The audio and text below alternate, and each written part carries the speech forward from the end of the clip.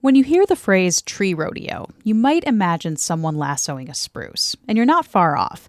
Last weekend, a competition for utility arborists took place in Burrillville, just outside Watertown. It gave a rare look into the important work they do to keep power lines clear of brush and trees. The challenges were about speed, but also safety, communication, and practicing for life and death situations. We head out to the tree rodeo on today's Story of the Day.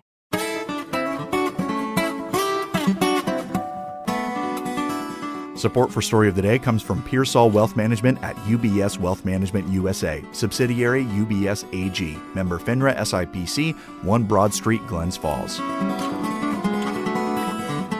Hi, I'm Kara Chapman, and for David Summerstein, it's Thursday, October 9th.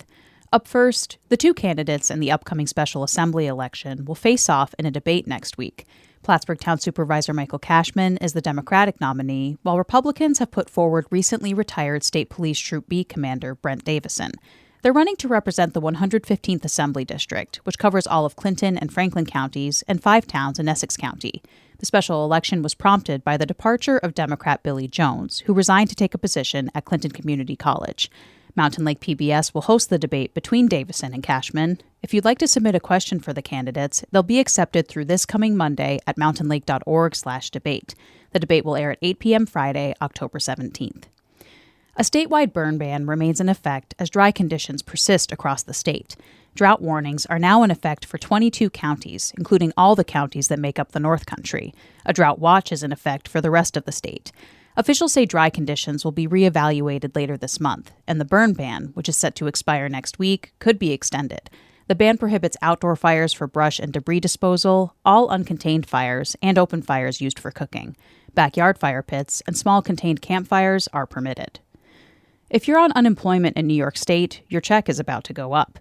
The New York Public News Network's John Campbell reports. The maximum weekly unemployment payment will rise from about $500 to $869 in New York.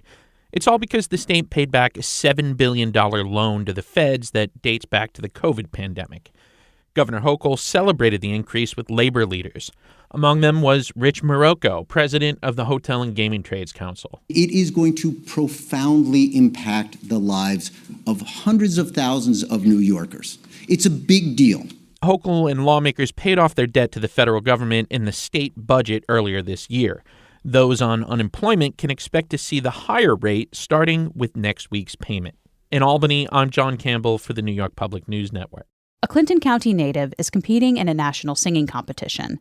Liam Von Elb grew up in Plattsburgh and now lives in Nashville, Tennessee. On an episode that aired Monday, he made it through the first round of NBC's The Voice with a John Mayer cover. I've always wanted to try to make this happen, but I've just always been a little too afraid, so. What? Well, I think you're well on your way. Thank you so much. Thank you.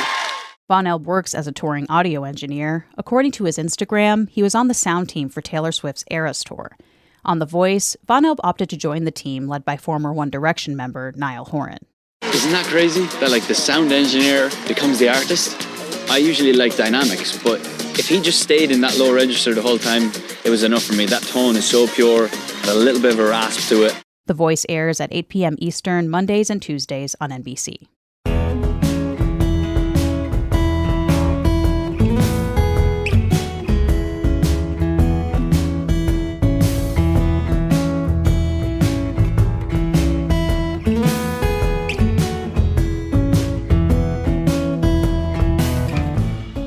Utility arborists are the people who keep trees and brush off power lines. A day's work looks like climbing and swinging through trees, often with a chainsaw in tow.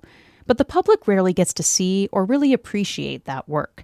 That was the point of a tree rodeo held in Burrillville, just outside Watertown, last weekend. Amy Feiereisel was there and brings us this story. In the cool shade of old-growth woods behind Burrillville Power Equipment, a crowd is watching a man in full climbing gear scramble around a 90-foot tree.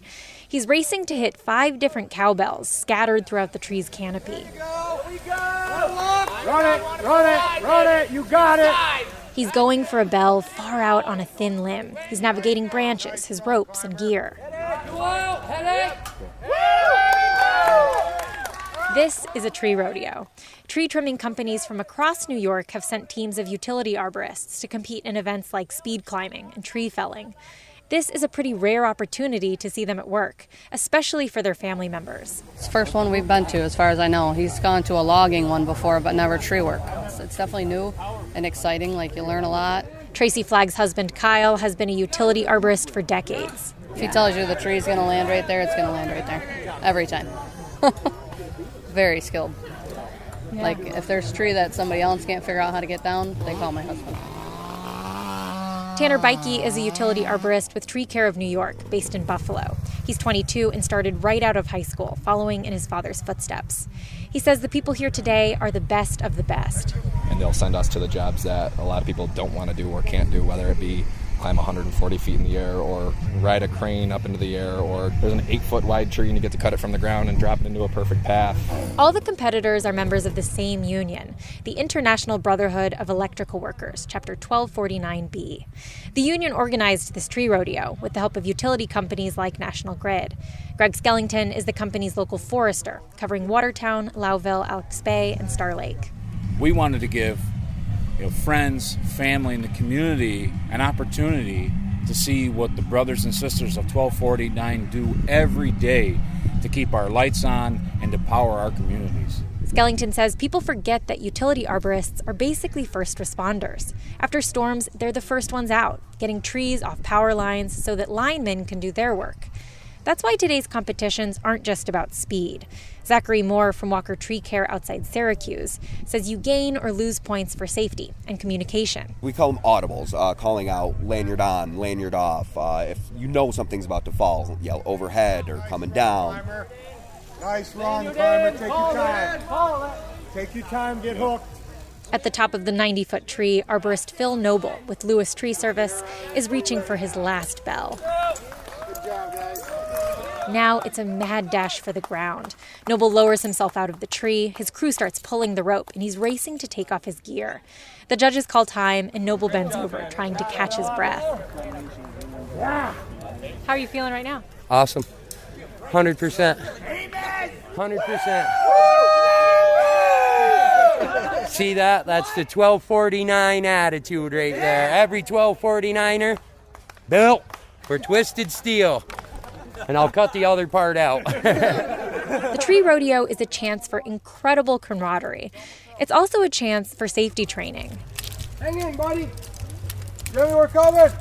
Pandemonium is an event that simulates rescuing an unconscious arborist, in this case played by a 160-pound dummy named Jimmy. Competitors get points for trying to communicate with him. We're on the way, bud. Hold tight. I'm almost to you, buddy. 911's on the way. We have a really high level of serious injury and death from human error. And it requires a very high degree of proficiency. James Wendt is the National Training Coordinator for the Xylem Kendall Infrastructure Group, a sponsor of the Tree Rodeo. Because it's such a controlled environment, we can set up very difficult problems and let them work their way through these very difficult problems, and that has direct application to what they're doing at work. Practicing this stuff is life and death, and for a spectator like me, very impressive to watch. Amy Feiereisel, North Country Public Radio in Burville, New York. Make sure you got small loop, big loop. We have more news all the time on our website, ncpr.org. Music today by Hank Soto of Stony Creek and Wrights and Tongue of Edwards. I'm Kara Chapman, North Country Public Radio.